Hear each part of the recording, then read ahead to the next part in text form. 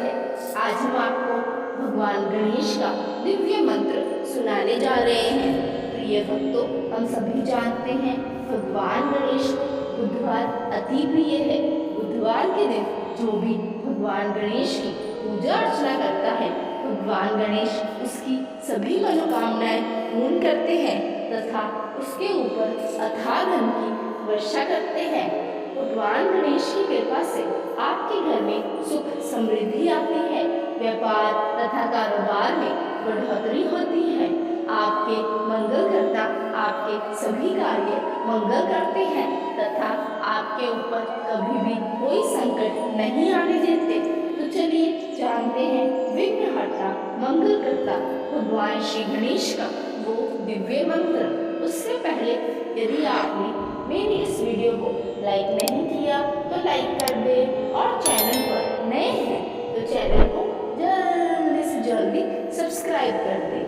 प्रिय भक्तों, इस बात का खास ध्यान रखें कि विघ्नहर्ता के इस मंत्र का जाप पूरे सच्चे मन से तथा 108 बार पूर्ण करें, तभी आपको इसका लाभ मिलता है, अन्यथा नहीं। मंत्र: ओम एकदंताय विद्महे वक्रतुंडाय धीमहि तन्नो दन्ति प्रचोदयात्। ओम एकदंताय विद्महे वक्रतुंडाय धीमहि तन्नो दन्ति प्रचोदयात्। ओम एकदंताय विद्महे वक्रतुंडाय धीमहि तन्नो दन्ति प्रचोदयात्। ओम एकदंताय विद्महे वक्रतुंडाय धीमहि तन्नो दन्ति प्रचोदयात्। ओम एकदंताय विद्महे वक्रतुंडाय धीमहि तन्नो दन्ति प्रचोदयात्। ओम एकदंताय विद्महे वक्रतुंडाय धीमहि तन्नो दन्ति प्रचोदयात्। ओम एकदंताय विद्महे वक्रतुंडाय धीमहि तन्नो दन्ति प्रचोदयात्। ओम एकदंताय विद्महे वक्रतुंडाय धीमहि तन्नो दन्ति प्रचोदयात्। ओम एकदंताय विद्महे वक्रतुंडाय धीमहि तन्नो दन्ति प्रचोदयात्। ओम एकदंताय विद्महे वक्रतुंडाय धीमहि तन्नो दन्ति प्रचोदयात्। ओम एकदंताय विद्महे वक्रतुंडाय धीमहि तन्नो दन्ति प्रचोदयात्। ओम एकदंताय विद्महे वक्रतुंडाय धीमहि तन्नो दन्ति प्रचोदयात्। ओम एकदंताय विद्महे वक्रतुंडाय धीमहि तन्नो दन्ति प्रचोदयात्। ओम एकदंताय विद्महे वक्रतुंडाय धीमहि तन्नो दन्ति प्रचोदयात्। ओम एकदंताय विद्महे वक्रतुंडाय धीमहि तन्नो दन्ति प्रचोदयात्। ओम एकदंताय विद्महे वक्रतुंडाय धीमहि तन्नो दन्ति प्रचोदयात्। ओम एकदंताय विद्महे वक्रतुंडाय धीमहि तन्नो दन्ति प्रचोदयात्। ओम एकदंताय विद्महे वक्रतुंडाय धीमहि तन्नो दन्ति प्रचोदयात्। ओम एकदंताय विद्महे वक्रतुंडाय धीमहि तन्नो दन्ति प्रचोदयात्। ओम एकदंताय विद्महे वक्रतुंडाय धीमहि तन्नो दन्ति प्रचोदयात्। ॐ एकदन्ताय विद्महे वक्रतुण्डाय धीमहि तन्नो दन्ति प्रचोदयात्। ॐ एकदन्ताय विद्महे वक्रतुण्डाय धीमहि तन्नो दन्ति प्रचोदयात्। ॐ एकदन्ताय विद्महे वक्रतुण्डाय धीमहि तन्नो दन्ति प्रचोदयात्। ॐ एकदन्ताय विद्महे वक्रतुण्डाय धीमहि तन्नो दन्ति प्रचोदयात्। ॐ एकदन्ताय विद्महे वक्रतुण्डाय धीमहि तन्नो दन्ति प्रचोदयात्। ॐ एकदन्ताय विद्महे वक्रतुण्डाय धीमहि तन्नो दन्ति प्रचोदयात्। ॐ एकदन्ताय विद्महे वक्रतुण्डाय धीमहि तन्नो दन्ति प्रचोदयात्। ॐ एकदन्ताय विद्महे वक्रतुण्डाय धीमहि तन्नो दन्ति प्रचोदयात्।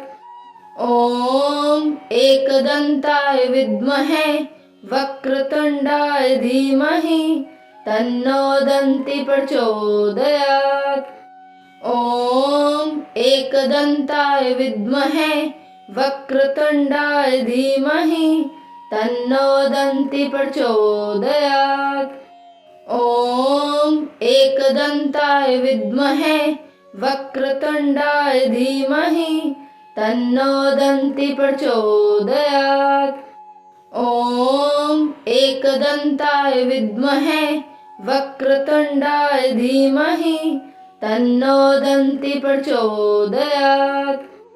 ॐ एकदन्ताय विद्महे वक्रतुण्डाय धीमहि तन्नो दन्ति प्रचोदयात्।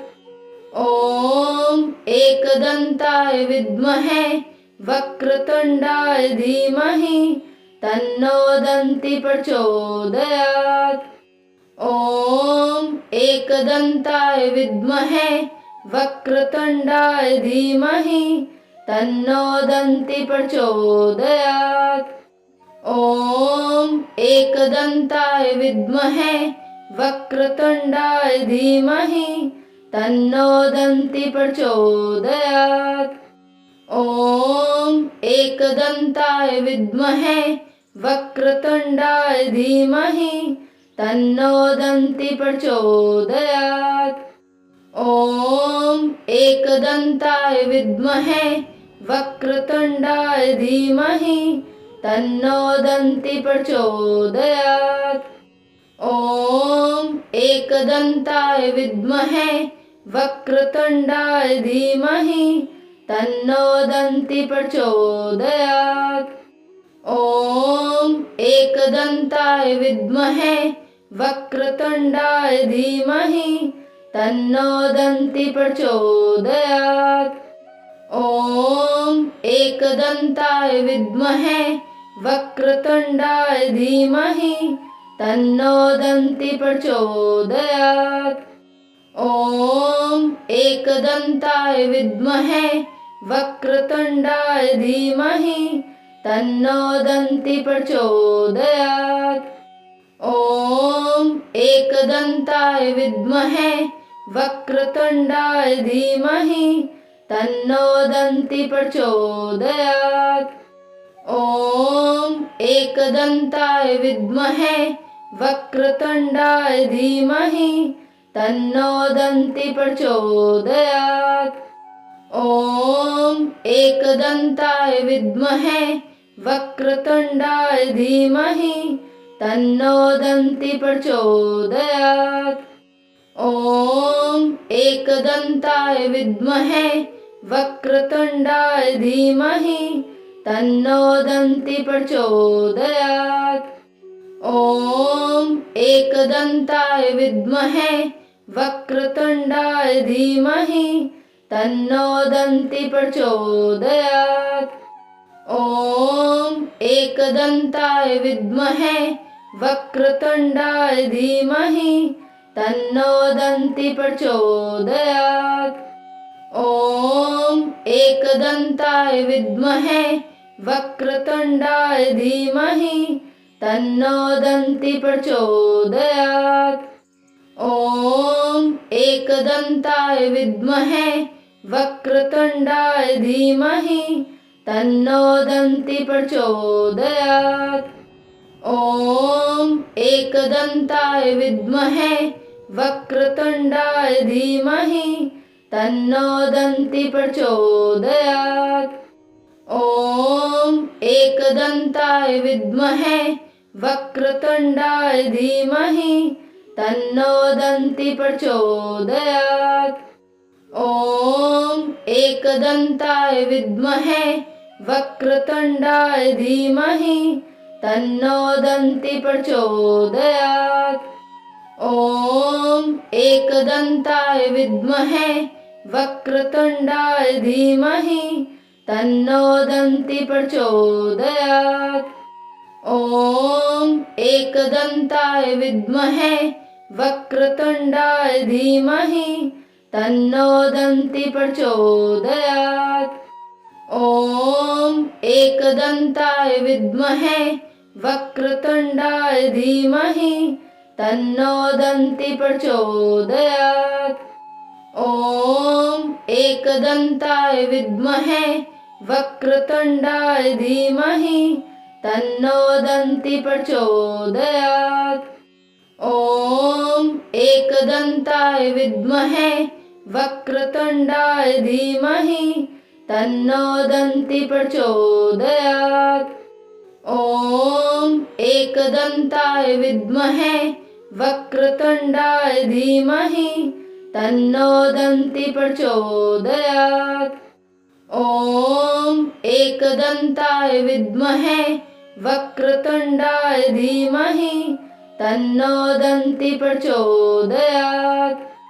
ॐ एकदन्ताय विद्महे वक्रतुण्डाय धीमहि तन्नो दन्ती प्रचोदयात्। ॐ एकदन्ताय विद्महे वक्रतुण्डाय धीमहि तन्नो दन्ती प्रचोदयात्। ॐ एकदन्ताय विद्महे वक्रतुण्डाय धीमहि तन्नो दन्ती प्रचोदयात्। ॐ एकदन्ताय विद्महे वक्रतुण्डाय धीमहि तन्नो दन्ती प्रचोदयात्।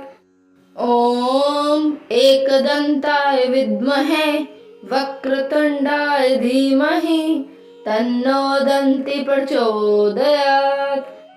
ॐ एकदन्ताय विद्महे वक्रतुण्डाय धीमहि तन्नो दन्ती प्रचोदयात्। ॐ एकदन्ताय विद्महे वक्रतुण्डाय धीमहि तन्नो दन्ती प्रचोदयात्। ॐ एकदन्ताय विद्महे वक्रतुण्डाय धीमहि तन्नो दन्ती प्रचोदयात्। ॐ एकदन्ताय विद्महे वक्रतुण्डाय धीमहि तन्नो दन्ती प्रचोदयात्। ॐ एकदन्ताय विद्महे वक्रतुण्डाय धीमहि तन्नो दन्ती प्रचोदयात्। ॐ एकदन्ताय विद्महे वक्रतुण्डाय धीमहि तन्नो दन्ती प्रचोदयात्। ॐ एकदन्ताय विद्महे वक्रतुण्डाय धीमहि तन्नो दन्ती प्रचोदयात्। ॐ एकदन्ताय विद्महे वक्रतुण्डाय धीमहि तन्नो दन्ती प्रचोदयात्। ॐ एकदन्ताय विद्महे वक्रतुण्डाय धीमहि तन्नो दन्ती प्रचोदयात्। ॐ एकदन्ताय विद्महे वक्रतुण्डाय धीमहि तन्नो दन्ती प्रचोदयात्। ॐ एकदन्ताय विद्महे वक्रतुण्डाय धीमहि तन्नो दन्ती प्रचोदयात्।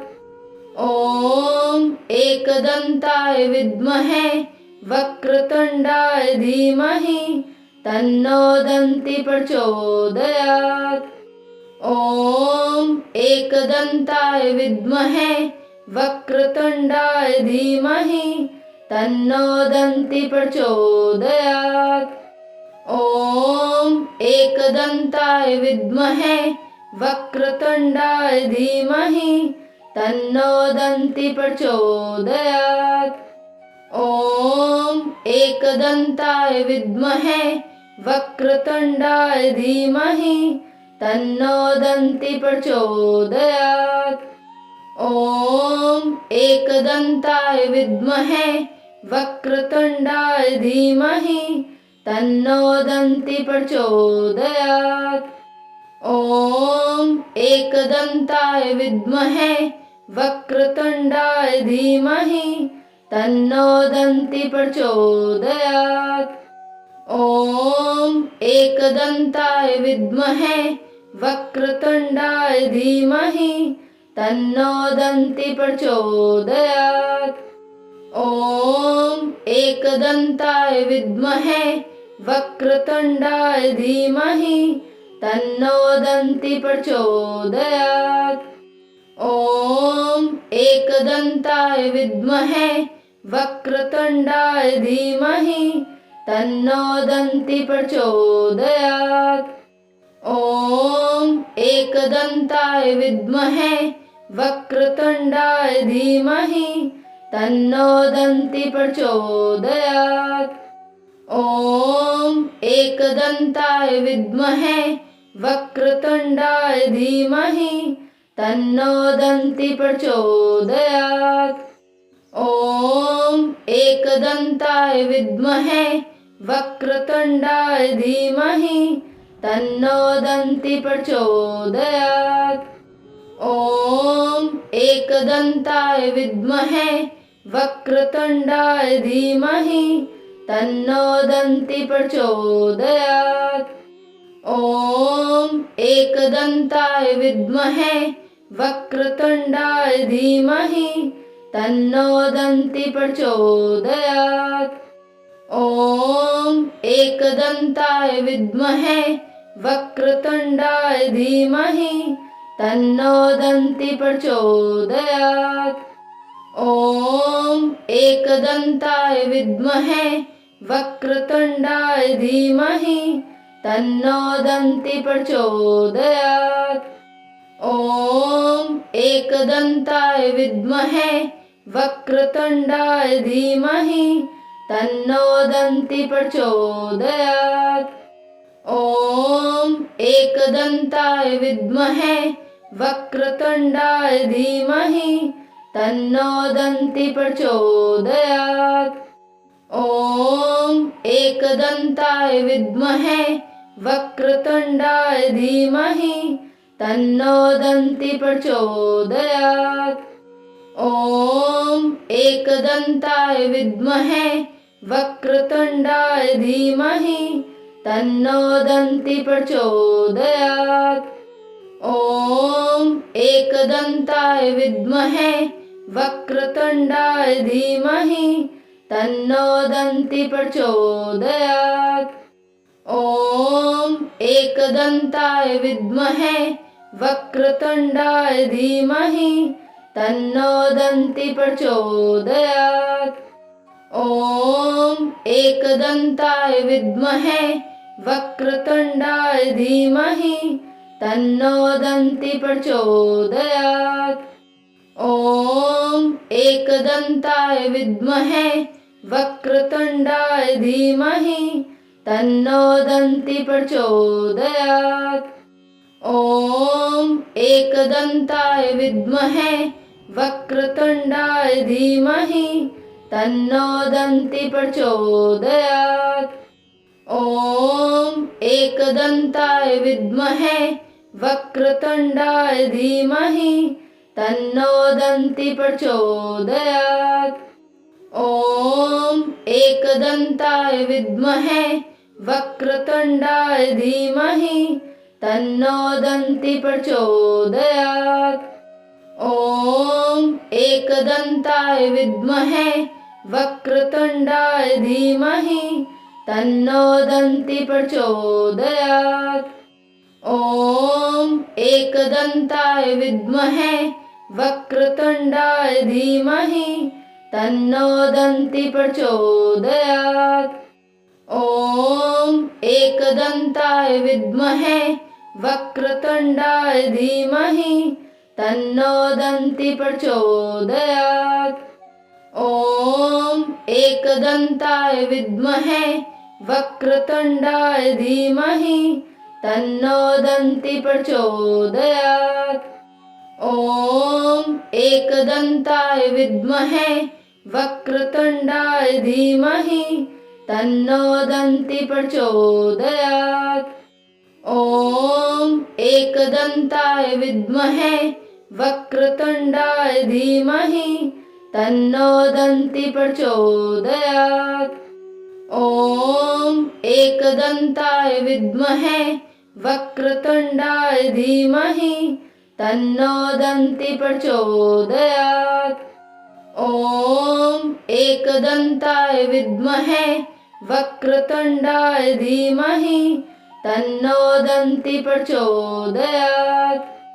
ॐ एकदन्ताय विद्महे वक्रतुण्डाय धीमहि तन्नो दन्ति प्रचोदयात्।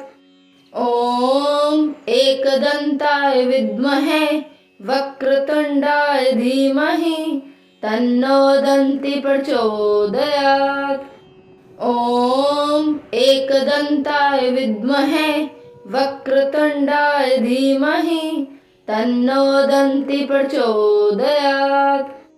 ॐ एकदन्ताय विद्महे वक्रतुण्डाय धीमहि तन्नो दन्ति प्रचोदयात्। ॐ एकदन्ताय विद्महे वक्रतुण्डाय धीमहि तन्नो दन्ति प्रचोदयात्। ॐ एकदन्ताय विद्महे वक्रतुण्डाय धीमहि तन्नो दन्ति प्रचोदयात्। ॐ एकदन्ताय विद्महे वक्रतुण्डाय धीमहि तन्नो दन्ति प्रचोदयात्। ॐ एकदन्ताय विद्महे वक्रतुण्डाय धीमहि तन्नो दन्ति प्रचोदयात्। ॐ एकदन्ताय विद्महे वक्रतुण्डाय धीमहि तन्नो दन्ति प्रचोदयात्। ॐ एकदन्ताय विद्महे वक्रतुण्डाय धीमहि तन्नो दन्ति प्रचोदयात्। ॐ एकदन्ताय विद्महे